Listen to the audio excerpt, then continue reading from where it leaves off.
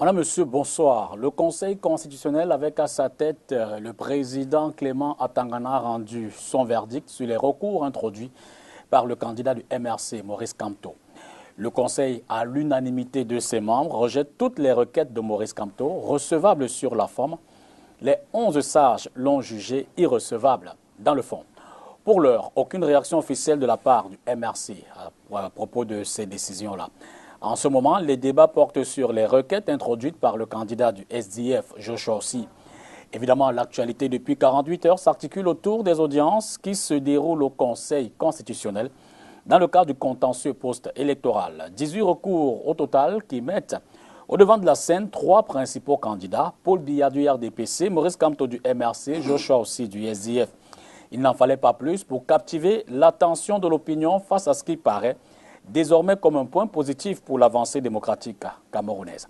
C'est d'ailleurs à se demander ce que sont devenus les 5 autres candidats, sachant évidemment qu'Akere Mouna a fait coalition avec Maurice Kamto. Que sont donc devenus Garga Amanadi, Franklin Difford, Adamou Damdjoya, Serge Espoir Matomba et Cabral Libi, qui observent un certain mutisme depuis le début des audiences. Et pourtant, voilà environ 3 semaines que ces messieurs font l'objet de toutes les attentions. Entre meetings politiques, tractations de coulisses, attaques et contre-attaques à travers divers canaux dont les réseaux sociaux, la campagne électorale n'a pas été de tout repos. Elle a permis à bon nombre de dévoiler les maux dont souffre notre société. S'il y a un candidat qui a un peu plus que d'autres retenu l'attention de par son âge, sa capacité de mobilisation, sa technique de financement de sa campagne, son discours et surtout le dénigrement dont il a fait l'objet tout au long de cette phase et jusqu'à présent, c'est bien Cabral Libi. Coupable de n'avoir pas manœuvré pour la coalition de l'opposition, coupable de n'avoir pas respecté le délai de dépôt des requêtes, coupable d'avoir pactisé avec le RDPC pour la victoire de Paul Biya, Cabral Libi va répondre de ces faits ce soir et sans nul doute nous faire partager certains grands moments de cette élection, de cette campagne-là. Il va sans dire que nous envisagerons également la suite des événements, son avenir politique à lui entre députation municipale, la perspective ou alors les perspectives pour le Cameroun de demain. Sait-on jamais Cabral, un Cameroun sans un Cabral Libi président. Cabral Libi, bonsoir. Bonsoir à vous, monsieur Tongo. Bonsoir à vos nombreux téléspectateurs. Je voudrais d'entame vous suggérer de vous mettre à jour. Je vous aurais concédé d'employer les termes présumés coupables. Mais ça, cette concession, je vous l'aurais faite avant l'élection ou avant la campagne électorale. Parce que je crois que la campagne m'a innocenté de tous ces griefs. Le jugement a été prononcé par le peuple camerounais. Et ce peuple, par la sympathie dont il a fait montre à mon égard, par la mobilisation dont il a fait montre lors de mes meetings, par la participation en ma faveur au jour du scrutin, a battu complètement en brèche toutes ces accusations que mes adversaires politiques, c'est de bonne guerre, avaient fomentées contre moi. Je ne suis donc coupable de rien, en tout cas pas coupable de tout ce que vous évoquez, parce que les faits m'ont donné raison. Alors, et j'insiste, et que cela soit entendu une fois pour toutes.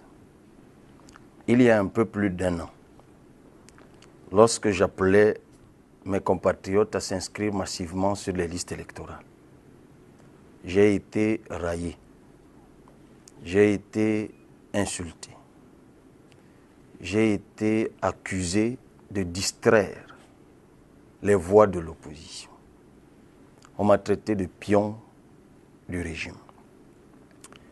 J'ai même été copieusement insulté par des personnalités politiques. En tout cas, des gens qui ont une certaine réputation dans le champ politique, se revendiquant d'une appartenance à plusieurs partis d'opposition. Il y en a qui sont devenus transhumants entre-temps, avec fortune ou infortune, ça les regarde.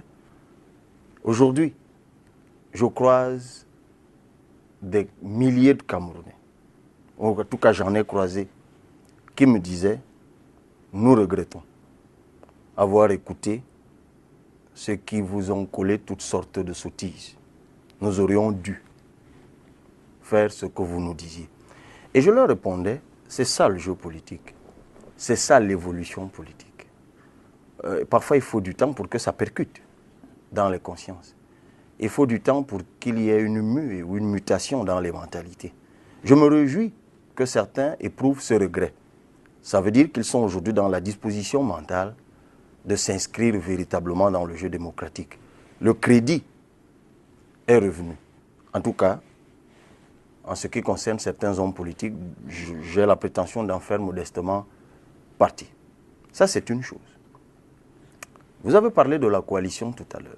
On va y revenir. Non, mais vous avez parlé de culpabilité, on va y revenir, ça c'est sûr. Lorsque j'ai déclaré sur certains médias, sur les plateaux de certains médias, dont certains sont internationaux, TV5, bon, encore que je me demande toujours ce que c'est qu'un média international. S'il est vu dans plusieurs pays, alors STV en est un. J'avais dit, pour 2018, le plus difficile ne sera pas la victoire de l'opposition. Je l'avais dit. Je l'ai dit à RFI, je l'ai dit à TV5, je l'ai dit ici même, dans ce studio, en tout cas, peut-être pas dans ce décorsi. J'avais dit que le plus difficile serait de prouver, le plus difficile pour l'opposition allait être de prouver qu'elle a gagné. J'ai proposé tout ce que j'aurais pu proposer. J'avais proposé les primaires de l'opposition. Ça a été raillé, balayé du revers par des démonstrations prétendument plus intelligentes. Aujourd'hui, j'entends dire que j'avais raison. J'ai proposé lorsque les listes des candidats investis, des candidats sélectionnés par l'ECAM, ont été rendues publiques. J'avais proposé que les 8 candidats de l'opposition, dès le jour où l'ECAM a sorti la liste, que ces candidats se retrouvassent, pour rester dans la concordance, et qu'ils établissent un critérium objectif au travers duquel l'un d'entre eux serait dégagé pour être ici à la tête de la coalition. Ça a été balayé du revers. Ça a été raillé. Aujourd'hui, j'entends dire que j'avais raison. Je l'avais dit. Ça se joue au jour du scrutin. Moi, je l'avais avoué. J'étais le moins nanti de tous, peut-être. Et d'ailleurs, c'était encore l'objet de beaucoup de railleries. J'avais dit que je n'avais pas les moyens de sécuriser. Mais je sais qu'il y avait des candidats qui avaient ces moyens, qui avaient même au-delà des moyens requis. Nous aurions pu, en mobilisant toutes les forces de l'opposition, au-delà des partis politiques ou des candidats concourant à l'élection, nous aurions pu faire appel à tous les autres dans une plateforme pour sécuriser le vote. Parce que c'était historique. Nous étions 9 seulement. C'est historique. Et je l'avais démontré depuis 1992. Les 3 premiers ont toujours remporté plus de 90% des voix. Je l'avais dit sur tous les plateaux. 92, Paul Biya, John Frundi, Bello Bouba, je crois. 97, Paul Biya, Hokbelen, Samuel Eboa. 2004, Paul Biya, Frundi, Ndamjoya. 2011, Paul Biya, Frundi, Garga Aman Adji. 2018, on attend les résultats. Mais nous allons probablement vers le même schéma, où les 3 premiers remportent plus de 92% des suffrages exprimés. Cela veut dire que nonobstant la pluralité de candidatures, l'électeur camerounais est toujours resté rationnel. Donc, la clé n'était pas tant la candidature unique, c'était la mutualisation des forces pour protéger le suffrage. Ça a été balayé du revers. Je n'ai pas été entendu. Ce n'est pas grave. Donc, vous ne pouvez pas continuer à me tenir coupable. Comme on dit prosaïquement, jusqu'ici, j'étais peut-être le moins cher. Désormais, c'est terminé. Je ne tolérerai plus que cela soit dit. Parce qu'on ne peut pas avoir raison tout le temps et être toujours celui qu'on accuse de tout. Les vrais pions, aujourd'hui, on les connaît. Les vrais aventuriers, aujourd'hui, on les connaît. Les porteurs de distraction dans les réseaux sociaux, dans les médias, dans le champ politique, on les connaît. Je crois que le peuple camerounais n'est plus dupe. Et il me l'a démontré en m'apportant son soutien. Non seulement pendant les campagnes, moi qui n'avais pas d'affiche, moi qui n'avais pas de compte bancaire fourni, moi qui n'avais pas tout ce que vous voulez, de jet privé ou que sais-je encore.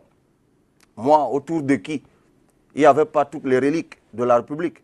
Non. Ce peuple m'a témoigné son soutien, sa sympathie, son accompagnement. Parce qu'enfin, il avait compris. Et je ne vous autoriserai donc pas, en entame d'une émission, de faire offense à ce peuple, en continuant à culpabiliser celui que lui, le peuple, a disculpé. Et vous comprendrez que l'autre enjeu de l'émission, justement, c'est d'en faire la démonstration. Jusqu'avant l'élection, vous le dites, vous l'aviez dit, vous avez été traité de tous les mots que j'ai repris. D'ailleurs, ils ne sont pas miens. Mais depuis le scrutin, la seule déclaration forte et officielle que vous avez faite, c'était pour donner des indications sur les probables résultats. Donc maintenant que vous vous offusquez, que vous refusez tous, que les uns et les autres vous prêtent, vous aurez l'occasion en 90 minutes d'en faire la démonstration. Mais j'avoue que vous avez relativement changé le schéma de l'émission. Je veux dire qu'on aurait pu commencer par les assises du Conseil constitutionnel, mais puisqu'on parle de la coalition. Cabral Libye, vous avez fait des propositions, vous le dites, et je l'ai relativement dit. Aujourd'hui, sans être l'heure du bilan, les Camerounais veulent quand même savoir ce qui s'est réellement passé. Qui sont ceux qui se sont assis? À la limite, quand, à quelle heure, où, comment, quels étaient les éléments de discussion sur la table pour la coalition? Quels sont les éléments de rapprochement qui ont peut-être mis les uns et les autres d'accord? Qui étaient les acteurs? Qui étaient les intervenants? Qui étaient les intermédiaires? Et surtout, qu'est-ce qui a foiré? Qu'est-ce qui fait que ce soit coalition ou mutualisation des forces, qu'est-ce qui a fait qu'au soir du 6, à la fermeture de la campagne électorale, il n'y a qu'un seul candidat qui ait dit « je me retire au profit d'un autre », Akérémona. Ben, ça veut dire qu'il n'y a pas eu possibilité de construire un terrain de mutualisation. Les discussions ayant présidé ou ayant accompagné l'intention largement partagée de coalition, et je crois qu'il n'y a pas un seul acteur sérieux de l'opposition, il n'y a pas un seul candidat à cette élection présidentielle qui n'était convaincu de ce que la coalition allait accroître les chances de victoire de l'opposition. J'insiste là-dessus. L'accroissement de chances de victoire. Donc, vous étiez 8 d'accord dès le départ pour une mutualisation de coalition des forces? Moi, je vais vous le dire. D'accord. Je ne prétends pas avoir discuté avec tous les candidats. Ok. Mais il y a longtemps que je discute avec une bonne partie de candidats. Joshua aussi, Akérémona... Joshua Ishi et moi-même avons des relations amicales, humaines, qui précèdent l'élection. D'ailleurs, certains se sont étonnés de me voir ce matin même au Conseil constitutionnel, alors que moi, mon dossier, on va y revenir tout à l'heure, a été balayé dès le début. Bon, il y a au moins deux choses qui nous rassemblent. je vous l'ai dit, d'abord nous avons des relations humaines qui précèdent l'élection, et de deux, nous étions les deux à demander une annulation totale. Et troisième élément, la crise anglophone. Pour avoir échangé avec lui, je savais qu'une emphase allait être marquée sur cette question qui, moi, me préoccupe, et vous le savez, depuis le début. On va peut-être y revenir. D'accord. Joshua aussi fait partie de ceux avec qui vous avez discuté. Qui d'autre? J'ai discuté avec lui. Donc, ça ne date pas d'aujourd'hui. Bon, puisqu'on n'y va pas à part. Je vais même vous étonner. Voilà. Je vais même vous étonner. Aujourd'hui, je peux le dire. D'accord. Monsieur Matomba. Serge Espoir. Serge Espoir Matomba. Candidat du PERS. Nous ne nous sommes pas parlé. En tout cas, longuement. On s'est parlé une fois. Et nos agendas étaient compliqués. Il allait au nord. Moi, j'allais autre part. Dans notre rendez-vous, qui avait d'ailleurs été arrangé par M. Hilaire Zipan, qui est un acteur qui a beaucoup œuvré. Hein. Il faut le lui reconnaître. Hilaire Zipan, conseil du municipal MP. de la première du MP. Il a beaucoup travaillé sur cette question. Vraiment, il faut lui rendre hommage pour cela. Il a épuisé tout ce qu'il pouvait pour mettre les uns et les autres ensemble. Mais je peux vous dire que la première fois que j'ai rencontré M. Serge Espoir Matomba, c'était il y a un an, un peu plus d'un an, lorsque je lançais l'opération 11 millions de citoyens. Aujourd'hui, je peux en parler. Et je lui avais fait une proposition à l'époque, très simple. Lorsque nous nous sommes vus, c'était dans cette ville de Douala. Je lui avais dit, en ces termes-ci, nous sommes tous les deux du même âge, probablement. Nous sommes jeunes. Vous, M. Matomba, vous avez de l'argent. Du moins, c'est l'impression que j'ai quand je regarde votre déploiement. Moi, je n'en ai pas, mais j'ai un nom. Je suggère que nous nous lancions dans les inscriptions. Allons sensibiliser les Camerounais, nos congénères, afin qu'ils s'inscrivent sur les listes électorales. Nous sommes d'ailleurs tombés d'accord sur une démarche commune par une tournée qui devait commencer par l'Est. Bon, le lendemain, il a changé d'avis, ce qui est tout à fait son droit. La nuit porte conseil, diriez-vous? Voilà, la nuit lui a porté conseil, il a changé d'avis. Il ne m'en a même pas fait part directement, mais bon, il a fait part à un de mes collaborateurs qui est Armand Okol, qui m'a donc informé de ce qu'il avait changé d'avis et qu'il avait d'autres conditionnalités qui, moi, ne me convenaient pas. Je trouvais ces conditionnalités hâtives. Si je m'en tiens à ce que mon collaborateur m'avait dit à l'époque, maintenant, c'est des choses dont je peux parler. Oui, allons-y, c'est d'ailleurs l'objet de... il m'avait dit à l'époque que M. Matomba était craintif. Il avait entendu trop de choses me concernant. Comme quoi, j'avais été traître de ci, traître de ça. J'étais probablement pion de ci ou de ça. Et que lui, il craignait que tout cela soit vrai et que je le trahisse, une fois de plus. Et il demandait donc qu'un certain nombre de conditionnalités soient remplies au préalable, notamment que je dis très vite, il y a un peu plus d'un an, que je m'alignerai derrière lui pour l'élection présidentielle. Je dis bien, c'est ce que mon collaborateur m'avait dit. Bon, j'avais estimé que tout cela était hâtif. Et je m'étais donc dit, je vais lui donner le temps de se faire une idée précise de ma personne, si tout ce qu'on dit de moi est vrai ou pas. On ne s'est plus parlé par la suite. Bon. J'ai regretté que certains de ses proches dans ses équipes aient pris à leur compte tout ce qui se disait de moi et aient même coalisé carrément avec ceux qui disaient un certain nombre de sottises sur ma personne. Je l'ai regretté. Mais je crois que par la suite, il a dû se faire lui-même une idée. Donc j'attendais donc qu'une fois qu'il se serait fait cette idée, qu'il me refasse signe. Bon, ce qui n'a pas été le cas. Comme moi, je suis constant et cohérent, nous en sommes restés là. Monsieur Garga Aman Hadji, c'est un père pour moi.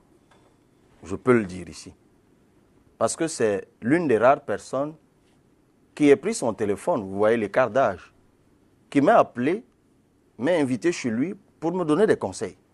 Pour me dire, écoute mon fils, je vois que tu es dans le champ politique, tu te démarques, voici les écueils, voici les pièges, voici les préconisations que je te fais.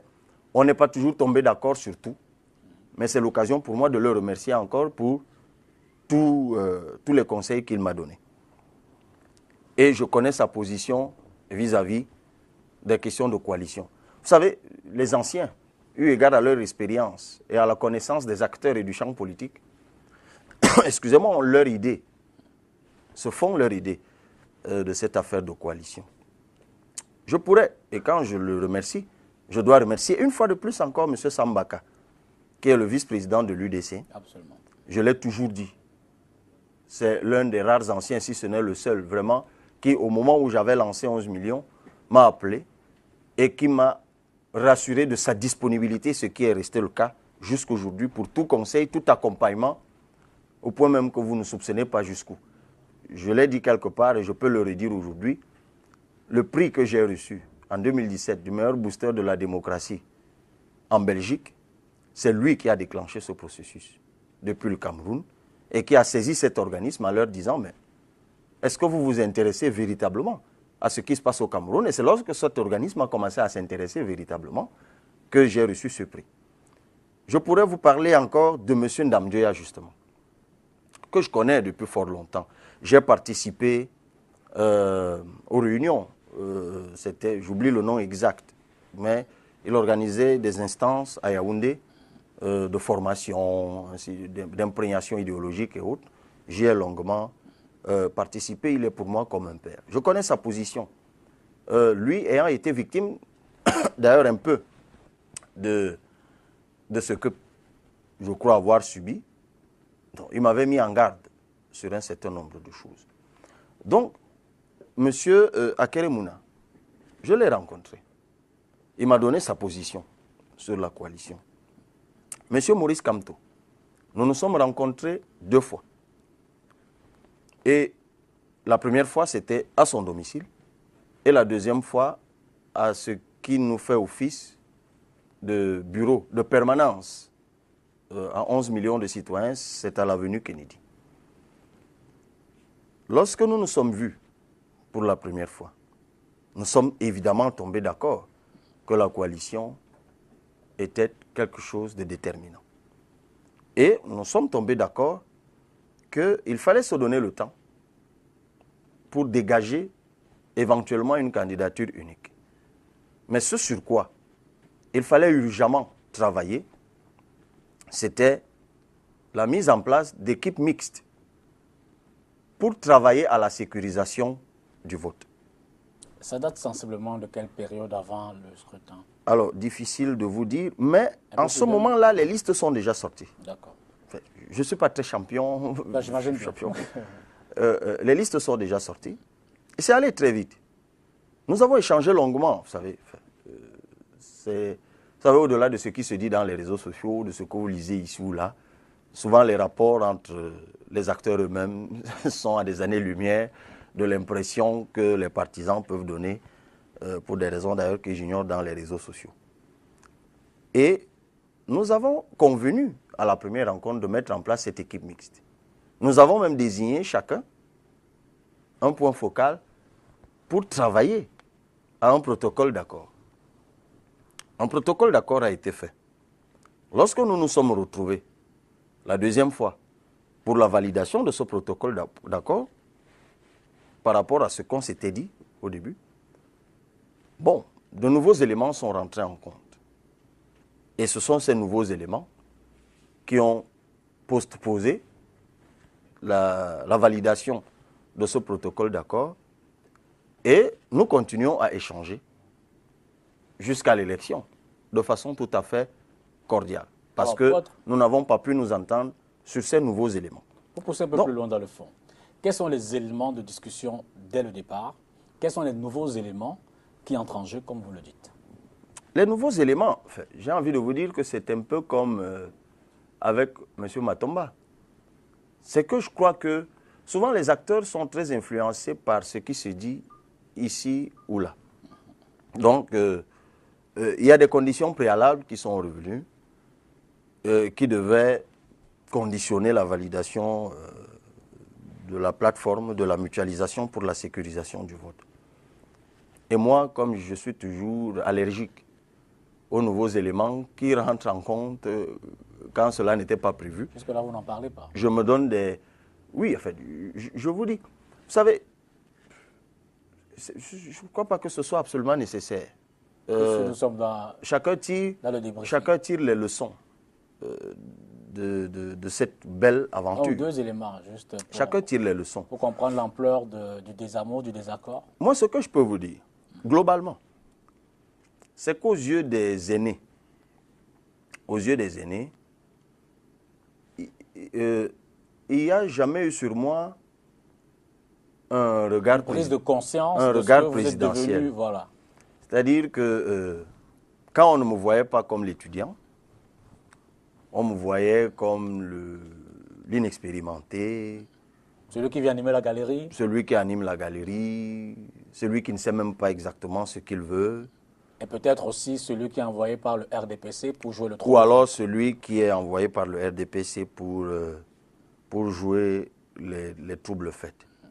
Mais derrière tout ça, je dis quel gâchis. Je ne suis pas prétentieux par nature. Mais je crois que Dieu, parce que pour moi, Dieu est prépondérant en politique. Ce qui a manqué à un certain nombre d'acteurs, c'était la lucidité pour voir la grâce que Dieu avait posée sur ma modeste personne. J'étais une opportunité. Je le dis aujourd'hui. J'étais même, peut-être finalement, la grande opportunité de 2018. Mais oui, allez-y. Mais je le demeure d'ailleurs. Je le demeure. Parce que la non prise en compte de cet élément a finalement ajourné un certain nombre de choses. Mais bon, vous dites ajourné, ainsi va la politique. Donc pour 2025. Ainsi va la politique. Ce n'est pas ce que je dis. Je vais vous étonner, M. Dipita Tongo. 2018 vous réserve encore des surprises. Je suis étonné par ce que je lis ici ou là. 2018 nous réserve d'énormes surprises. On va encore en parler tout à l'heure. Il y en a qui croient que c'est terminé. D'ailleurs, les manœuvriers de la fraude ont échelonné. C'est la bonne vieille stratégie. On bourre les urnes, on fabrique des résultats, on fait de vous des bêtes de foire devant une instance judiciaire, ainsi de suite. Revenons sur les tractations. Je veux dire, quand je vous entends parler, vous donnez l'impression que, et vous le dites d'ailleurs un peu, vous êtes l'opportunité, vous êtes le messie, et peut-être que vous ne vous êtes pas assez bien fait comprendre par les autres. Mais je veux dire que si vous êtes 8 au départ, et que 2, 3 commencent à se poser des questions assez pertinentes au point de se retracter, vous ne vous dites pas que vous êtes peut-être vous le problème. Est-ce que Cabral ne s'est pas dit, OK, j'ai essayé de faire une coalition, une mutualisation des forces, il me revient de céder sur les points que les autres demandent, pour lesquels ils souhaitent que je devrais céder. Vous ne voulez pas dire en d'autres termes, est-ce que vous n'avez pas mis votre ego au même niveau que l'ego des autres? Ce qui serait tout à fait normal. Il me semble que chacun devait payer 30 millions. Certainement. Ce qui a été le cas. Et les exigences pour être candidat à l'élection présidentielle placent l'ego. Je n'ai pas envie de revenir sur quelqu'un qui est sur ce plateau, ou un autre, d'ailleurs, un peu habillé comme moi, M. Gaga Amanadji, qui avait rappelé qu'ego ne se met pas au pluriel. C'était assurément ici. Mais j'ai envie de vous dire que c'est ça le nœud du problème. Monsieur Dipita Tongo, moi je suis d'une génération proche de la vôtre. Je crois d'ailleurs que nous sommes de la même génération. Je suis votre aîné, je tiens à le dire. Je dis bien nous sommes de la même génération. Et nous souffrons de quelque chose de grave. C'est que parce que vous êtes le cadet, parce que vous êtes né après les autres, vous êtes disqualifié pour un certain nombre de choses. Et par des personnes qui, elles, à votre âge, n'ont pas souffert de cela. C'est ce que j'appelle le complot contre la jeunesse. Je n'ai eu de cesse de le rappeler. Je ne veux pas construire une société où les vieux s'opposent aux jeunes, où les jeunes s'opposent aux vieux. Je me bats pour une société juste, qui tienne compte du talent des uns et des autres. Tout le monde se souvient du lendemain des indépendances. Lorsque des personnes qui n'avaient pas nos âges faisaient irruption avec leur intrépidité, leur opiniâtreté, leur intelligence dans les édifices publics, dans les responsabilités publiques. C'était très beau à voir. Lorsque les anciens vous décrivent cette époque, vous avez des yeux qui brillent. Il avait 23 ans, il était ministre. Il avait 35 ans, il était cela. Il avait 36 ans, il était président. Il avait 49 ans, il devenait président. Oui. Mais ces mêmes personnes qui, en ce moment-là, prennent la charge d'un pays qui est totalement exsangue. Il n'y a rien du tout. Ils ont pris ce pays en main. Ce pays est né entre leurs frêles mains. Le président Ahidjo n'avait que 36 ans. De 2 ans, mon cadet, lorsqu'il prend la direction de ce pays, il naît entre ses mains. 50 ans plus tard, des personnes qui ont été là depuis la période de l'autonomie interne vous disent que vous devez attendre juste parce que vous êtes né 20 ans ou 30 ans après eux et que vous devez être patient jusqu'à leur mort. Si seulement cela était assis sur une soutenabilité de patience, je le leur concéderais volontiers, c'est-à-dire en termes simples, si au moins le pays était prospère. Si les jeunes, en attendant d'aspirer à la présidence, trouvaient des emplois. Si les Camerounais, en attendant d'aspirer à telle responsabilité, avaient au moins accès au financement, vivaient dans un environnement où il est permis d'espérer, étaient dans une société où l'horizon n'est pas obscurci, mais vous êtes asphyxiés, vous étouffez, vous êtes à la peine, vous êtes sans perspective. Vous ne voyez rien poindre à l'horizon. Et on vous demande, alors que 50 ans plus tard, ils prétendent qu'à nos âges, ils étaient plus intelligents, plus déterminés, plus volontaires que non. Alors il y a une chose que je n'autorise pas et que je n'autoriserai jamais. C'est le mépris vis-à-vis soit de ma jeunesse, soit de mon intelligence, soit de ma volonté, soit de ma détermination. Et dès que j'ai senti cela, chez un quelconque de ces aînés avec lesquels je discutais, je ne trouvais plus la peine de continuer à discuter. Non, je n'ai pas cité Maurice Kamto en particulier. C'est qui cet aîné? Je n'ai pas besoin de revenir sur ces questions-là. Chacun se reconnaît. Parce que c'est l'occasion de corriger un certain nombre de choses. Voilà. Alors, je reviens justement sur ces égos qui finalement étaient, vous le dites, pratiquement des valgaleurs, à juste titre.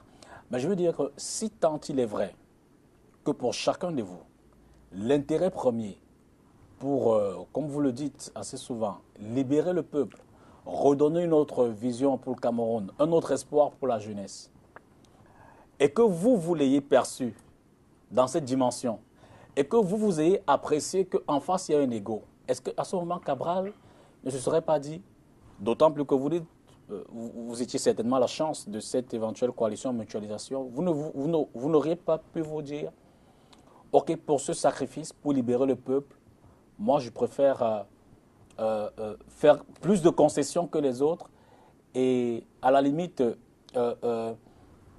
taire mes conditionnalités ou mes conditions pour cette coalition-là et céder à ce que les autres proposent. Je veux dire que Cabral n'aurait pas accepté de jouer le second rôle dans une forme d'alliance. Mais ça veut dire que vous ne m'avez pas suivi. Alors, parfaitement, c'est pour ça que je rebondis. Non, peut-être avant, je veux dire.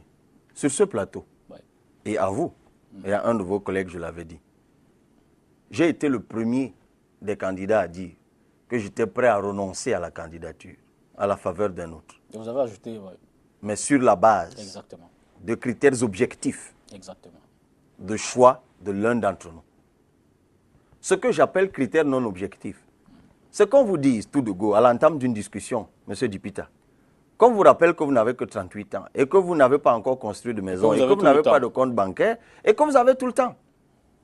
C'est pour ça que j'avais dit, mais est-ce moi le problème? Si je suis pour la première fois candidat à l'élection présidentielle à 38 ans avec des concurrents qui eux aussi sont pour la première fois candidats mais avec le double de mon âge, ce n'est pas moi la cause. Chacun fait ses choix. Il y en a qui, lorsqu'ils avaient mon âge, ont choisi d'autres voies. Donc, pour faire simple... Ils ont choisi, attendez, de construire peut-être leur vie d'abord, de se construire des maisons, de se marier, de faire des enfants, de les élever, de les envoyer pour certains au Canada, aux États-Unis, ou je ne sais pas trop quoi, et puis d'achever une belle carrière en faisant semblant, à Miami.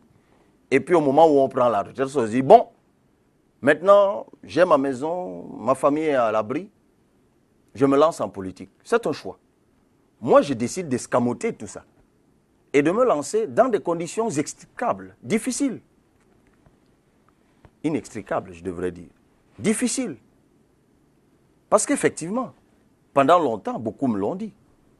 Mais tu mets en péril ta vie, ta carrière, tout ce que tu as fait avant, sous réserve de ce que je ne sois pas un pion ou que je sois un pion. En fait, j'aime toujours revenir pour ironiser sur ces sottises. Donc, chacun fait ses choix. Et moi, je ne peux pas être disqualifié parce que je fais mes choix. Sinon, je pourrais effectivement disqualifier les autres parce qu'ils ont attendu longtemps, parce qu'ils ont attendu d'aller en retraite, parce qu'ils ont attendu d'être amis pendant longtemps, de se faire la malle et puis de partir. Donc vous étiez et prêt puis à d'être faire des candidat. sacrifices, mais pas Je l'ai dit. Pas tous les sacrifices. Si, en discussion ou en négociation avec moi, vous commencez par me rappeler que j'ai du temps, je vous dis, vous n'êtes pas Dieu. Je ne sais pas comment vous avez fait pour aller dans l'avenir, voir que j'avais du temps, pour revenir me le dire. Non. On ne peut pas discuter avec un partenaire comme cela. On ne peut pas discuter avec un acteur politique. Cela renseigne de la condescendance et du mépris. Et c'est ce que je n'accepte pas, ni vis-à-vis de moi, ni vis-à-vis d'autres jeunes, ni vis-à-vis d'autres compatriotes qui sont disqualifiés parce qu'ils sont des cadets sociaux. Je ne l'accepte pas. Et comment réagit votre vis-à-vis quand vous lui avez dit? Ben, il y en a qui le prennent comme ils veulent. Et puis c'est toujours facile de dire après, c'est un pion. S'il n'accepte pas, c'est un pion. Alors, tout au long... Non, mais ça c'est le premier piège dans lequel vous tombez. Le deuxième piège, c'est celui selon lequel il suffit de faire une coalition pour gagner. Je l'ai encore dit à l'époque. Je l'avais dit.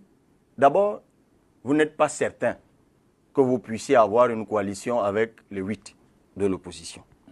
Donc on allait certainement vers des coalitions à 2, à 3 ou à 4. Donc on allait toujours vers un schéma de 3, voire 4 ou 5 candidatures. Et c'est en ce moment que j'avais dit qu'il faut faire attention. Il ne suffit pas de faire des coalitions d'affichage. Il faut se donner les moyens de surveiller le vote. Moi, je peux vous dire, M. Dipita Tongo, aussi banal que cela puisse paraître, le vote, aujourd'hui, j'en ai l'expérience. Ça se joue le jour du vote. C'est le jour du vote qu'on fraude. C'est le jour du vote qu'on bourre les urnes. C'est le jour du vote qu'on fabrique de faux PV. Vous avez suivi le professeur Nkumvondo, qui vous dit que dans son village, sa propre mère lui dit avoir voté pour moi.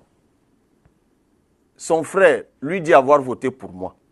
Dans la liste électorale, il y avait au moins 2 personnes aux obsèques de qui il a été, puisque c'était ses cousins du village. Mais c'est quand même 100%. Souvent, pour fabriquer ce PV, on chassait le représentant. On va peut-être y revenir tout à l'heure. Donc, ce que je veux vous dire, c'est que si, au soir du 7 octobre, ou au lendemain du 7 octobre, ou 24 heures, ou 48 heures, 72 heures, un des candidats à cette élection pouvait poser ici dans votre studio 20 000 PV sur les 23 000 ou 25 000, parce qu'il faut rappeler que nous sommes dans une élection, où nous sortons d'une élection, où on ne sait pas combien de bureaux de vote il y avait exactement, ni combien d'inscrits il y avait exactement. J'ai entendu dire à l'accord au Conseil constitutionnel lors des débats qu'il y a eu 25 993 ou 98, je crois bien. Il a fallu attendre donc le contentieux électoral pour avoir le chiffre définitif venant de l'organe qui en est habilité. OK.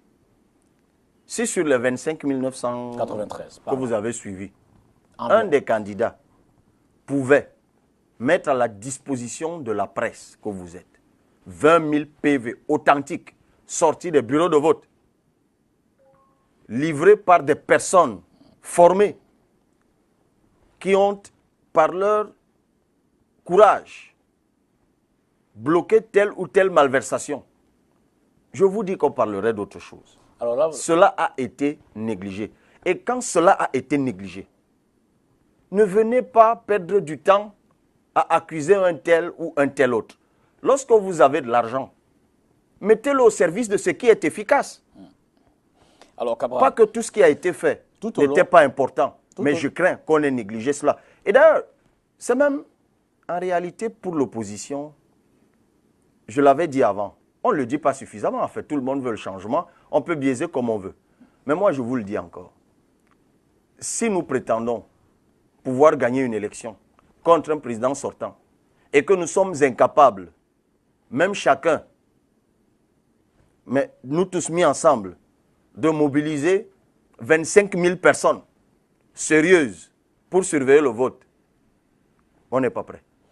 Alors, pendant les tractations pour une coalition, votre adversaire politique a-t-il pu influencer les avis des uns et des autres? A-t-il d'une façon ou d'une autre, vous avez eu l'impression qu'il s'est retrouvé dans le débat, même de façon... Qui donc? Votre adversaire politique, le RDPC, le candidat du RDPC, Paul Biya, à travers ses émissaires. Parce qu'évidemment, il s'est dit que l'enjeu, c'était évidemment que le RDPC ne se retrouve pas en face d'une coalition, une mutualisation des forces. Est-ce que vous avez eu l'impression à un moment donné qu'il s'est déployé, peut-être à travers d'autres candidats, puisque les uns et les autres sont soupçonnés d'avoir partisé? Je vais vous dire, puisque vous me donnez là l'occasion de parler du principal adversaire. Par nature, lorsque je n'atteins pas mes objectifs, je m'intéresse d'abord à moi-même. Je fais mon autocritique, je me remets en cause et je décèle, avant d'accuser l'autre, je veux d'abord m'assurer de ce que j'ai fait tout ce qu'il fallait. Donc je prends d'abord le temps de mettre en relief mes propres insuffisances. Et c'est pour ça que j'ai aimé l'entame de votre émission, parce que c'est par là qu'il faut commencer. Mais tout ce que je dis de moi-même, de l'opposition, n'enlève rien à tout ce que nous avons fait. Et c'est là où mon ton monte d'un cran. Parce que le contexte électoral camerounais est extrêmement difficile. Et c'est l'occasion de rendre hommage à tous ceux qui s'y essayent. Il faut être très courageux, très opiniâtre, très déterminé pour y aller. C'est un contexte extrêmement difficile. Tout est, peut-être tout, c'est un adverbe inclusif, mais l'essentiel est verrouillé. Mon principal adversaire était le RDPC. Et ce qu'ils ont fait cette année, c'est ce que j'appelle la forfaiture de trop.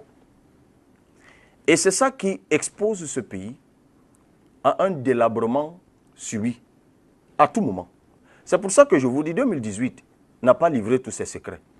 Parce que, M. Dipita Tongo, s'il y a une chose que l'opposition, nonobstant ses insuffisances, a réussi cette année-ci, c'est à redonner de l'envie aux Camerounais.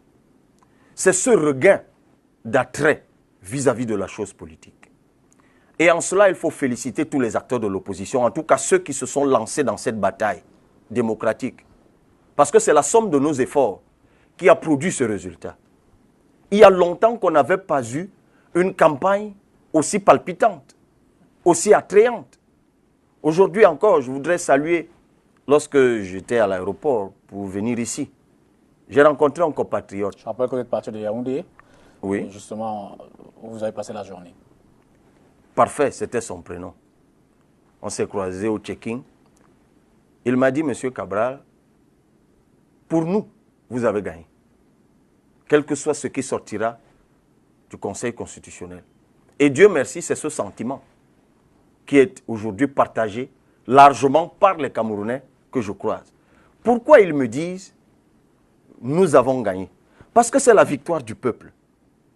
Pour une fois, le peuple s'est impliqué avec joie, avec enthousiasme. Je ne m'éloigne pas, parce que je viens donc au RDPC pour mettre en relief la criminalité qui caractérise ce groupe-là. Mais encore que, mélanger le RDPC, parce que quand vous dites le RDPC, il faut faire attention. C'est un groupe d'individus. Parce qu'on a parfois tort de confondre le RDPC, parti politique, ceux qui y sont et qui ont le droit d'y être, avec le groupuscule d'individus qui veut absolument mettre ce pays à feu et à sang. Lorsque, lors d'une élection comme celle-ci, vous voyez ce peuple qui se lève, qui s'inscrit. Parce qu'aujourd'hui, je vous le dis, on ne sait pas combien de Camerounais étaient inscrits. J'ai croisé des centaines pour la ville de Yaoundé où j'ai sillonné. Des centaines de jeunes Camerounais munis de leur récépissé, de leur carte d'électeur, et qui ne pouvaient pas voter. Tout cela a été prémédité. Il y en a qui ont bravé toute cette adversité, qui ont voté. Et tout ce qu'on trouve à faire, c'est de leur voler leur victoire. Moi, je le dis, je suis constant. C'est l'opposition qui a gagné. C'est le peuple qui a gagné. Mais ils ont décidé de ridiculiser, d'humilier, de pousser ce peuple à bout. Moi, je reste convaincu aujourd'hui qu'il y a une poignée de vampires qui dirigent le Cameroun et qui veulent absolument se nourrir de sang, soit pour se régénérer, soit pour préparer leur entrée en enfer, j'en sais rien. Mais tout concourt à cela. Parce que ce qui s'est passé cette année, je n'ai pas forcément une bonne maîtrise de ce qui s'est passé avant.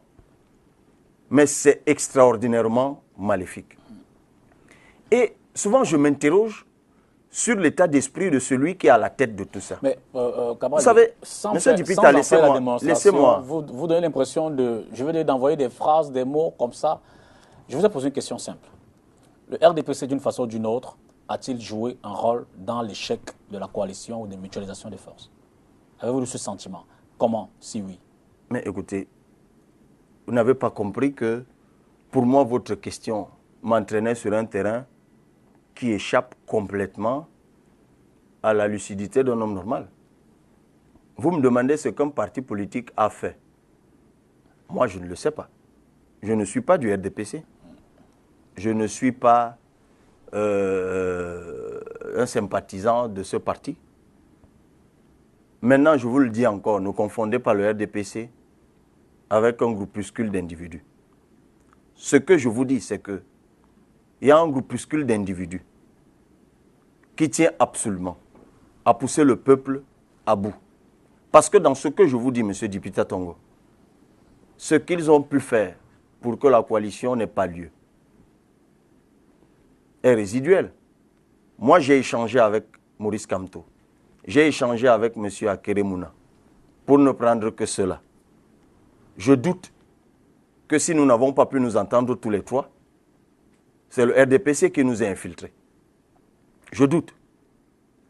En revanche, le fait que nous ne nous soyons pas entendus n'a pas empêché que l'un d'entre nous soit victorieux dans cette élection.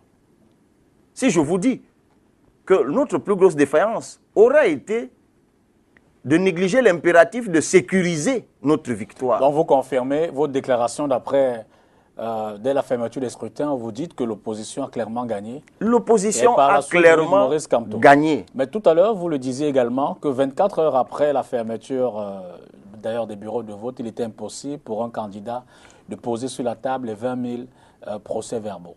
Comment est-ce que vous réussissez à démontrer ou à dire, 24 heures après, qu'un candidat, en l'occurrence, Maurice Kamto a gagné, a remporté cette élection? Dans tous les pays du monde. Dans tous les pays du monde. Il y a pas de contradiction. Dans tous les pays du monde, il y a ce qu'on appelle des sondages. Oui. Dans notre cas, il n'y a pas d'institut de sondage. Il y en a eu quelques-uns qui ont été créés à l'emporte-pièce quelque part aux États-Unis, sous la férule d'un ministre, et qui ont publié des choses fantaisistes, et puis tout le monde s'est rendu compte que cela ne tenait pas la route. Le meilleur sondage au Cameroun, c'est le terrain. Ce sont ces personnes que vous rencontrez. Ce sont ces personnes qui se mobilisent. Il faut aller dans l'arrière-pays. Lorsque vous avez fait le tour du Cameroun comme moi, lorsque vous avez fait le meeting que vous avez vu à Douala, à Kribi, à Garouaboulaye, à Guider, à Pitois, à Zina, je pourrais vous citer à Bertois. Mais vous dites bien que vous n'êtes pas le seul candidat à aller rencontrer les Camerounais dans la rue. Mais c'est pour ça vous que dites bien que quand Kerem Mounava à l'Est, il a la même sympathie, que quand Paul Biava à Marois, il a la même chaleur, que quand Diffo Franklin se tient ici à Bonabéry, il a la même émotion.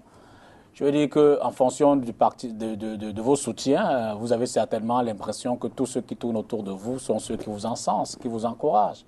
Ce sondage peut aussi être biaisé. J'ai envie de vous renvoyer vos propres mots. Vous dites des choses comme ça pour dire.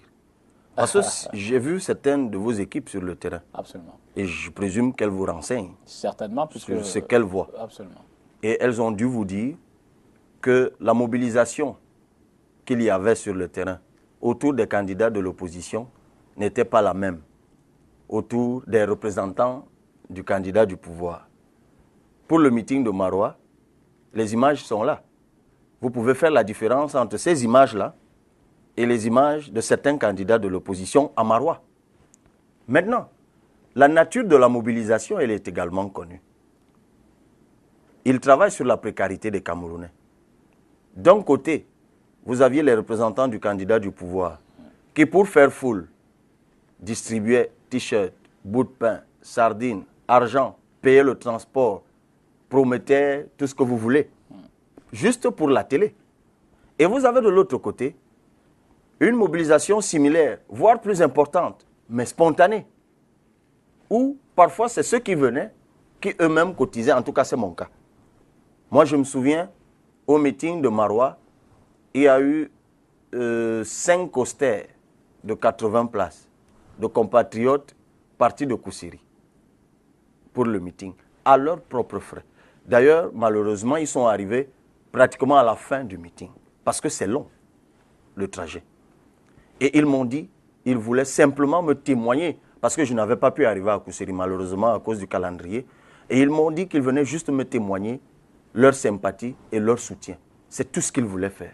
D'accord. Je ne leur ai pas donné le moindre franc. Donc je vous dis, vous ne pouvez pas mélanger les bananes avec je ne sais quoi d'autre. Non, c'est différent. Et je vous dis, ces Camerounais-là qui se sont mobilisés et qui sont allés voter ont clairement exprimé leur préférence en faveur de l'opposition. Donc vous dites clairement que vous avez notamment compris et voire soutenu la déclaration que certains ont appelée autoproclamation de Maurice Kamto comme candidat, comme président élu. Vous dites que vous le... Mais il y a une incompréhension qui s'ensuit. Votre représentant, par ailleurs, le président du parti qui vous soutient, le parti Univers, professeur Maurice Nkoumvondo, se retrouve au niveau de la Commission nationale de recensement général des votes. Il refuse de signer le procès verbal. S'ensuit que vous, pour les recours ou les requêtes qui sont portées au Conseil constitutionnel, je ne sais pas si vous êtes trompé, naïvement, d'aucuns le disent, assez justement, d'horaire de dépôt, mais simplement que le délai de dépôt, vous vous retrouvez en forclusion. Alors, évidemment, ces faits ont donné l'impression qu'une fois de plus, Cabral a essayé de se jouer des uns et des autres pour ne pas aller jusqu'au bout de la logique de la revendication. Que répondez-vous à ce qu'il pense? Le non-refus, du moins le refus de signature du procès verbal par le représentant de l'Univers, le parti qui vous porte, et cette histoire de dépôt de requête qui vous coince à la gorge, comme on pourrait dire? Non, rien ne nous coince à la gorge. En ce qui concerne la déclaration l'autoproclamation, en fait, ce sont vos termes, par un des candidats de l'opposition. Non, en tout cas, entre la sortie du professeur Nkoumvondo et la mienne, je ne vois pas trop la contradiction. Parce que moi, je n'ai rien dit à ce propos. Donc, il ne peut pas avoir de contradiction entre celui qui a dit une chose et celui qui n'a rien dit du tout. Je ne parle pas de contradiction. Vous savez, évidemment, vous le dites, et d'ailleurs, c'est un peu le fil conducteur de l'émission. Vos faits sont scrutés. Et je l'ai dit à l'entrée, beaucoup ont estimé que vous étiez peut-être le cheval de Troie de ces 8 autres candidats de l'opposition. Alors, et justement, il y en a qui estiment que le fait pour le professeur Nkoumvondo de n'avoir pas signé les procès-verbaux de la Commission nationale de recensement général des votes et le fait que vous n'ayez pas déposé vos recours à temps pour qu'ils puissent être examinés par le Conseil constitutionnel, donc pour faire valoir vos arguments que vous avez longuement évoqués sur les réseaux sociaux, entre autres, donne matière RDPC de poursuivre ce que tout le monde appelle sa manigance en vue de la victoire de Paul Biya. Ben, vous faites peut-être exprès, parce que vous devez poser des questions. Le professeur Nkoumvondo ne signe pas le procès verbal de la Commission nationale de recensement de vote parce qu'il estime qu'en le faisant, il donnerait sa caution à une forfaiture. D'ailleurs, d'autres, je les ai suivis, qui ont signé, disent qu'ils ont signé juste parce qu'ils voulaient avoir une copie. Exactement. Une copie qui leur permettrait voilà, de porter leurs arguments à l'instance de jugement. De porter leurs arguments à l'instance de jugement. Nous avions suffisamment d'éléments à porter devant l'instance de jugement que nous n'avions pas besoin. Mais oui, parce que si vous devez porter devant l'instance de jugement un document dont le contenu, vous le savez, ne reflète pas la réalité. C'est là en réalité qu'il y a une contradiction, en fait, de mon point de vue. C'est une analyse personnelle. C'est-à-dire que le professeur Nkoumvondo estime que le document sur lequel il doit apposer sa caution est un document qui est un tissu de fausseté et d'histoire fabriquée. Ça n'a aucun sens.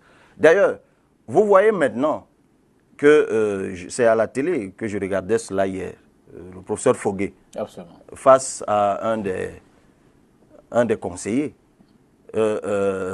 tantôt des procès-verbaux portant sur toutes les pages des signatures, d'autres ne portant pas sur toutes. C'est exactement ce que le professeur Nkoumvondo a dénoncé.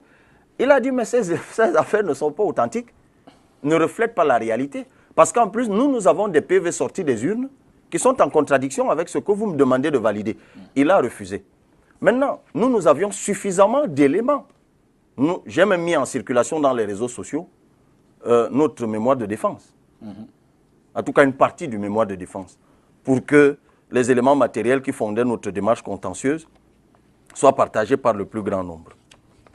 Nous, on n'attendait pas les faux PV, les faux documents fabriqués, qui étaient l'objet de débat au niveau de la Commission nationale de recensement. Maintenant, parfois certains Camerounais se constituent en adorateurs de leur bourreau.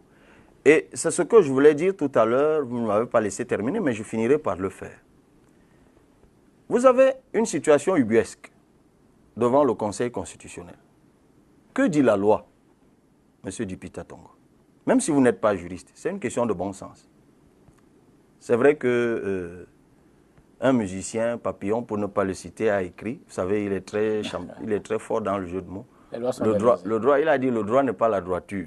J'ai lu ça hier, où ça m'a vraiment arraché un sourire. La loi dit, vous avez 72 heures à compter de la date de clôture du scrutin pour déposer votre recours. Je répète, c'est ce que dit la loi. 72 heures à compter de la date de clôture. Date, ça a un sens en droit. L'heure, le temps, ça a un sens en droit. Je suis juriste, par ailleurs. Et c'est une vieille disposition. Donc, il y a une jurisprudence constante. C'est une disposition qu'il y a dans les textes électoraux au Cameroun depuis 1992 tout au moins. Et sur la base de ces textes, les recours contentieux avaient toujours été reçus dans les 72 heures jusqu'à minuit. C'est la première fois dans l'histoire du Cameroun qu'une interprétation d'une disposition séculaire remplace date par heure. C'est la première fois. Donc on nous a donc sorti l'histoire de la 73e heure. L'objectif de cela, sur la base des éléments matériels de notre recours, c'était de nous empêcher de plaider. C'était d'empêcher au professeur Nkoumvondo, c'était d'empêcher à notre avocat.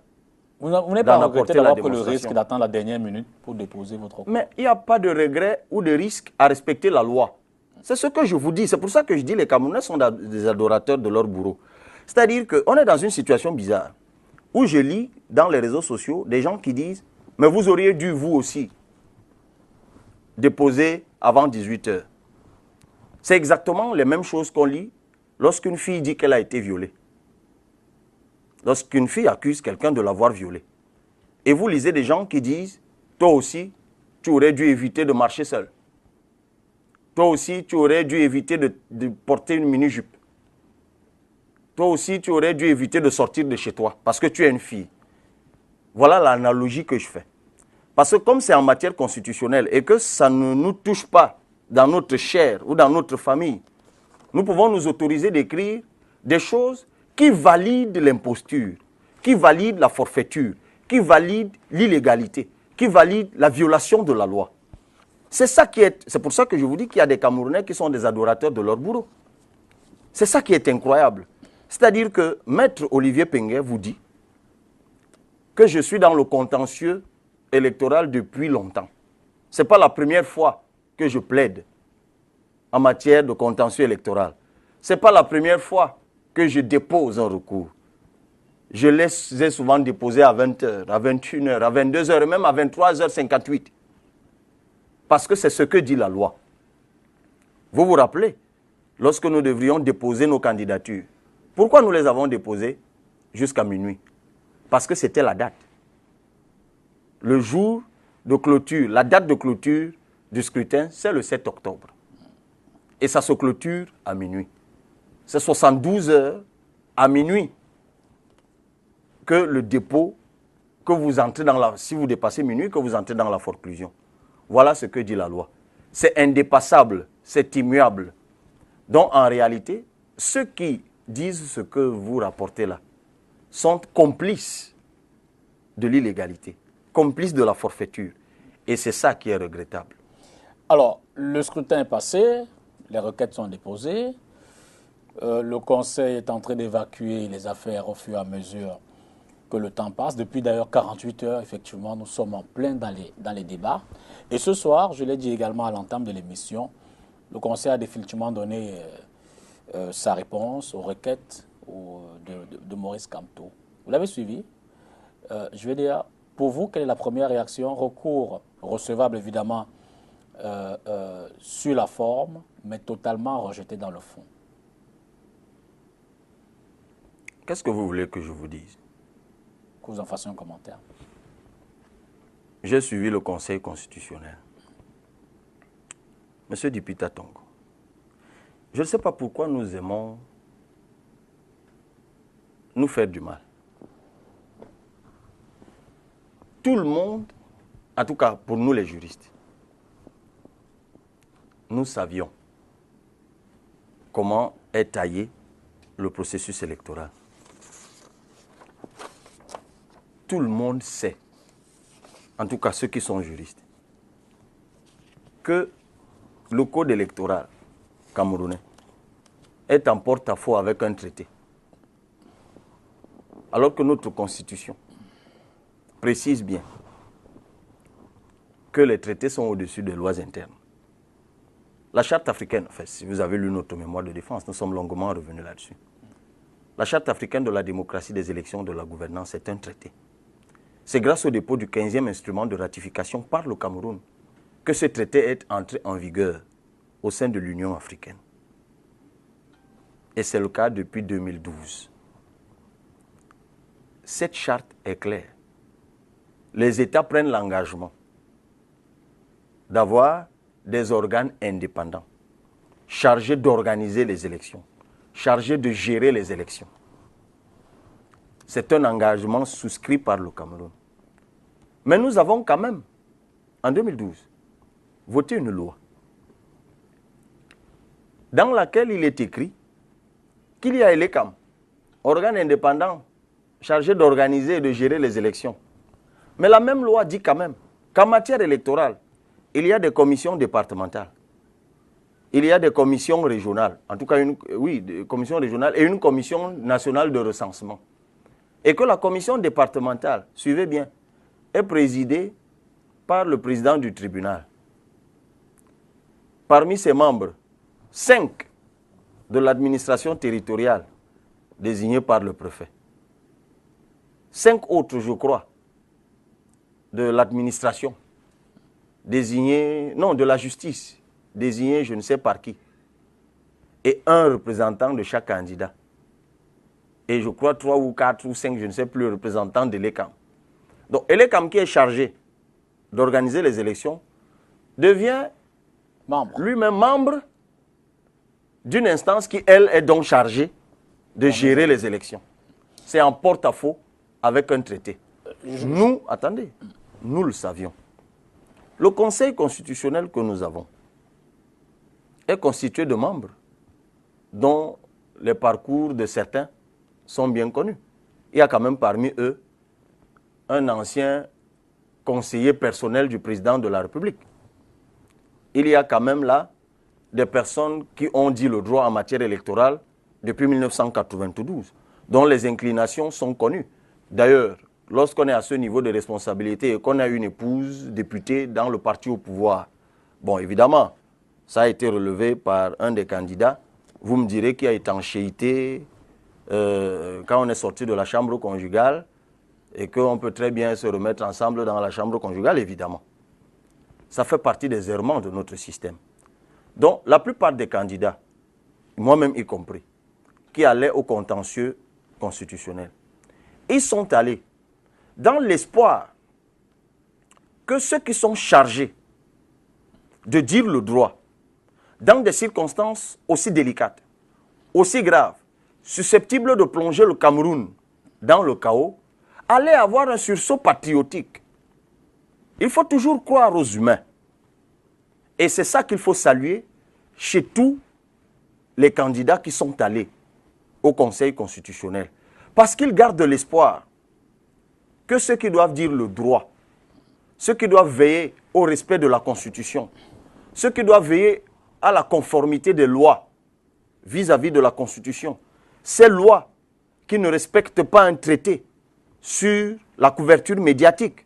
Parce que vous avez eu un candidat qui, par la chaîne nationale, je ne parle pas de la vôtre, affecte 5 équipes de campagne à un candidat et une seule équipe à chacun des autres candidats. Ça passe vite. On pourrait relever, ceux qui ont suivi le contentieux à la télévision ont beaucoup appris du droit. Donc, lorsque nous y sommes allés, sans nous être concertés à la base, mais je me rends compte en écoutant les uns et les autres, que c'est cet esprit, Nous voyons que le peuple, et je reviens à ce que je vous disais tout à l'heure, le peuple s'est levé, le peuple s'est mobilisé, le peuple a fait son choix, démocratiquement. Et il y a un groupuscule d'individus qui a décidé de mépriser la volonté du peuple. Et on le sait tous, quand vous méprisez la volonté du peuple, vous poussez ce peuple à bout. C'est pour ça que je vous disais tout à l'heure que ceux qui nous dirigent, j'ai l'impression qu'ils veulent, ils ont des comportements de vampires. Écoutez, lorsqu'il y a eu Boko Haram, on a reproché à beaucoup de jeunes Camerounais de s'être laissés enrôler dans Boko Haram. La réalité, nous la connaissons. Beaucoup de jeunes Camerounais s'y sont enrôlés, je dis beaucoup, pas tous, à cause de la pauvreté, à cause du désarroi de la vie. Ils ont été pourchassés comme des terroristes, comme des rats. J'ai même envie de dire à juste titre. Crise anglophone.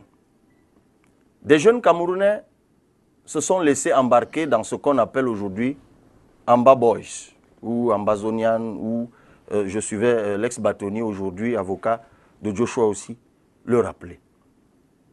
Excédés, certainement, par un certain nombre de choses, ils ont pris des armes. Ils sont aujourd'hui pourchassés, on a envie de dire à juste titre, comme des rats, comme des terroristes. Une autre catégorie de jeunes décide de s'exprimer démocratiquement. Ils vont s'inscrire sur des listes électorales. Aux uns, on refuse de donner des cartes d'électeurs.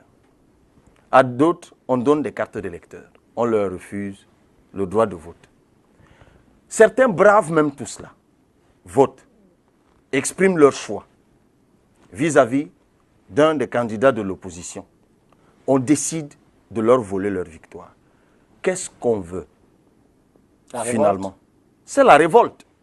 Tous les ingrédients de la révolte sont en réalité rassemblés par ceux qui donnent l'impression qu'ils sont du côté de la paix et de la stabilité. Je tiens à rappeler que la rue est prévue par la loi. Parce que j'ai entendu tout et n'importe quoi à ce propos. C'est prévu par la loi. C'est-à-dire que les Camerounais ont tout à fait le droit de manifester dans la rue. C'est prévu par la loi de 90. J'espère que vous le savez. Mais et je ne comprends pas pourquoi chaque fois a également le devoir d'apprécier la menace à l'ordre public qui peut transparaître d'une volonté de manifestation. Mais si ce que vous dites était donc partagé par tous, l'évocation de la manifestation publique ne devait pas donner lieu à toutes ces réactions des chefs traditionnels, de ceci, de cela, de tout ce qu'on veut, des gens appelant à la paix, non. Le peuple a tout à fait le droit dans un État démocratique de manifester conformément à la loi. Il appartient effectivement, puisque le régime de la manifestation est celui de l'autorisation, il appartient aux autorités administratives d'apprécier ou pas la dangerosité d'une manifestation. Mais on ne peut pas tout de go. Chaque fois qu'on a évoqué la manifestation, et moi je le dis donc, les Camerounais ont le droit d'exprimer, de manifester. Ils ont le droit d'exercer le droit de manifester dans la rue. Personne ne peut enlever ça. Si ça figure aujourd'hui dans la loi de 90, c'est parce que des gens se sont battus pour que cela soit inscrit dans cette loi. Et on ne peut pas insulter ces personnes qui se sont battues pour ces avancées, en donnant l'impression que lorsque nous, aujourd'hui, nous évoquons cela. Je rappelle que au Cameroun, j'ai souvent vu des associations manifester pour le parti au pouvoir, en faveur du candidat sortant. Pourquoi ceux qui ne partagent pas ce qu'il fait, pourquoi les autres n'auraient pas le droit de manifester pacifiquement contre lui? Pourquoi les Camerounais n'auraient pas le droit de manifester pacifiquement pour exprimer leur désarroi, pour exprimer leur ras-le-bol, pour exprimer leur indignation? Ils en ont le droit. C'est contre cela que je m'offusque. Et c'est pour cela que je dis que chaque fois que vous prêtez le flanc à cela, vous devenez les adorateurs de votre bourreau. Parce que lorsqu'on vous dit, mais non, vous n'avez pas le droit d'exercer votre droit, et que vous dites, oui, c'est vrai, on n'a pas le droit, vous devenez complice de votre malheur. C'est cela que je n'accepte pas. J'ai eu envie de vous dire que vous rejoignez un peu Valsero et sa zombification du peuple, mais ce n'était pas là, c'était juste une virgule.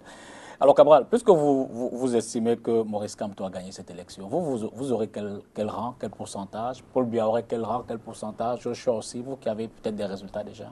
Mais je finirai par vous soupçonner de quelque chose, hein, non, M. Dipita Tongo. C'est la deuxième ou la troisième fois que vous essayez de me prêter des propos. Vous dites tout le temps qu'un candidat de l'opposition a remporté. Un candidat de l'opposition a remporté. Et vos déclarations... Ça peut être moi, ça peut être celui que vous citez, ça peut être Joshua aussi, ça peut être un autre. Parce que moi, je vous le dis, les pourcentages qui ont été publiés par la commission de recensement, et je salue encore le courage du professeur Nkumvondo de n'avoir pas validé cette insultante forfaiture, ce sont de faux résultats. Ça ne reflète pas la réalité. Le vainqueur de l'élection du 7 octobre 2018 est un candidat de l'opposition. Mais j'ai l'honnêteté de vous dire que je ne peux pas vous dire lequel. C'est d'autant plus frustrant, M. Dipita Tongo, que lorsqu'on va à une élection, comme ça a été le cas de celle du 7 octobre 2018, ce qu'on veut en bout de compte, c'est au moins connaître son réel poids politique. Vous savez, j'ai échangé avec certains candidats. Ils n'ont même pas de problème à être derniers. Mais ils vous disent qu'ils veulent juste savoir pour pouvoir se remettre en cause et se projeter s'ils ont eu 5% ou 10% réellement. Mais vous êtes dans une configuration où les gens se sont assis quelque part et ont décidé d'affecter tel pourcentage à un tel pourcentage à un tel autre. Ils narguent le peuple. Ils veulent pousser le peuple à bout. Et moi, je leur dis qu'ils vont récolter ce qu'ils sont en train de s'aimer. C'est pour ça que je vous dis que 2018 n'a pas livré tous ses secrets. Je ne prétends pas être au cœur de ci ou de ça. Mais moi, je vous dis, le ressenti que j'ai de ces Camerounais qui se sont mobilisés, ils sont bien nombreux. Ceux qui n'ont pas l'intention de se laisser faire. Que peut-il encore arriver en 2018? Attendez, vous verrez. Vous n'avez pas prévu tout ce que vous avez vu là. Ah ben, je vois beaucoup qui sont surpris par ce qu'ils voient. Ils ne sont pas au bout de leur surprise. Vous savez, il y a une chanson, je ne sais plus de quelle religion, qui dit « Vous n'allez pas planter le macabo pour espérer récolter des arachides. » Ceux qui sont en train de pousser le peuple camerounais à bout, qui ont un comportement de vampire. Et je voudrais interpeller le président sortant, le président Biya. Je lui pose une seule question. Non, la question est celle-ci. Monsieur Paul Biya, qu'est-ce que la jeunesse camerounaise vous a fait pour que vous l'offensiez autant? Ils sont ceux qui sont sans emploi. Ils sont dans le sous-emploi. Ils sont dans le désarroi. Ils sont sans perspective. Ça fait 36 ans que ça dure. Ils sont dans l'asphyxie, dans l'étouffement. Vous les tuez comme des rats parce qu'ils sont dans Boko Haram. Vous les tuez comme des rats parce qu'ils sont ambazoniens. Ils décident de s'exprimer démocratiquement. À 85 ans, vous décidez de les ridiculiser, de les pousser à bout. Je me dis souvent, le jour où je rencontrerai le président Biya, je lui poserai cette question. Qu'est-ce que nous vous avons fait pour que nous méritions cela de vous? Ce pays vous a tout donné. Vous avez profité de tout. Vous y êtes par la grâce divine depuis tout ce temps-là.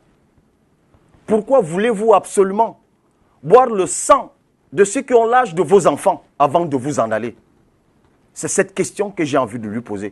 Vous savez, ça va peut-être au-delà de la politique, de tout ce que vous voulez. Une élection s'est passée. On me promet tout. On me rappelle que je suis en chômage, je n'ai rien, je n'espère rien. D'accord, ça ne se joue pas autour de ma personne. On vous a tout promis? Oui, j'entends ça, je lis ça, il y en a qui m'appellent et me le rappellent. Vous savez, c'est comme ça le Cameroun. Parce que vous avez osé, comme il l'a lui-même dit, parce que vous avez osé.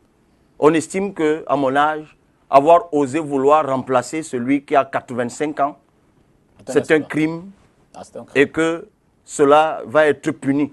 Ça permet d'embrayer peut-être la dernière ligne droite. C'est ça malheureusement au Cameroun. C'est pour ça que je disais tout à l'heure qu'on considère que vouloir manifester, c'est un crime qui doit être puni par une balle de Kalachnikov. La présidentielle je dis ceci. Est passée. J'interpelle le président sortant. On est dans le contentieux. Et il est encore temps. C'est pour cela que je vous le dis. Les résultats ne sont pas encore proclamés. Ce qui s'est passé ou qui est en train de se passer au Conseil constitutionnel se passe. C'est en train de se passer. Visiblement, ceux qu'il a désignés et qui sont ses congénères et qui siègent dans cette instance n'ont pas voulu jouer le rôle de sauvetage de notre pays. Il lui appartient, lui. Ces résultats ne sont pas encore publiés. Et ces gens sont à ses ordres. Et c'est un appel que je lui lance. Ce sursaut patriotique, ce sursaut de reconnaissance vis-à-vis de la patrie, de ce pays qui lui a tout donné, qu'il pense à ces jeunes de son propre parti, le RDPC, qui veulent passer à autre chose, qui ne demandent qu'à espérer, qui ne demandent qu'à travailler et à hisser ce Cameroun au niveau de leurs rêves. C'est tout ce qu'ils lui demandent. Sauf si nous sommes déjà dans les campagnes municipales, régionales et...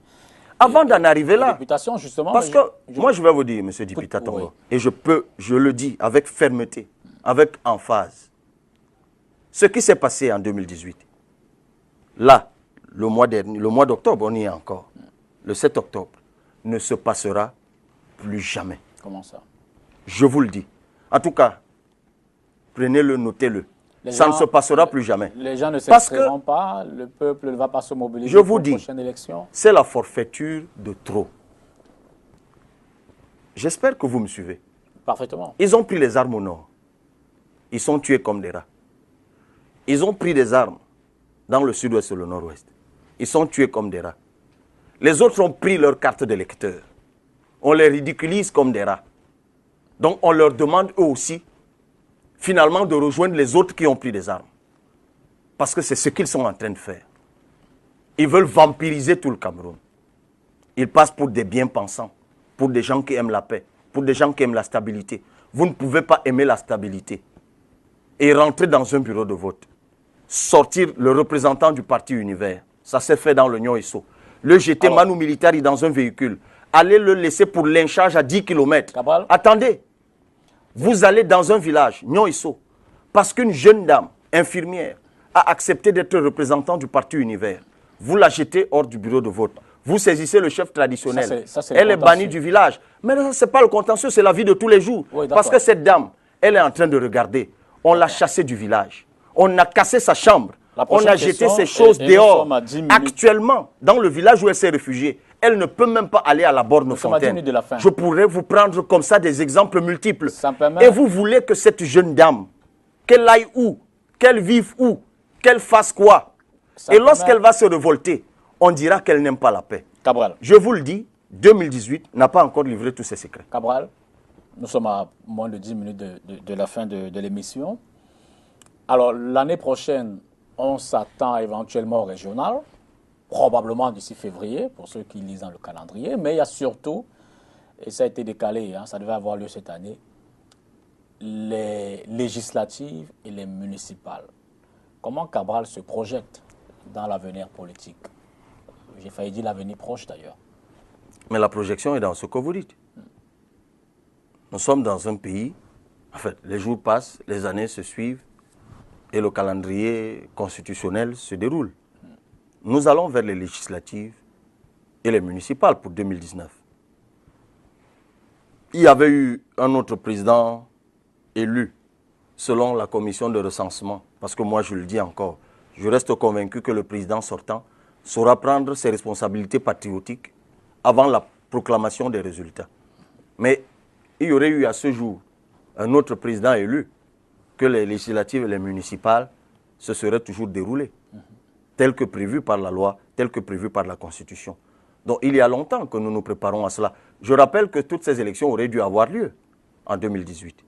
Et nous, lorsque 11 millions de citoyens a signé le 11 décembre 2017 sa convention de partenariat avec le Parti Univers, c'était pour la préparation de la présidentielle et des élections locales. Donc nous sommes dans la préparation des élections locales depuis longtemps.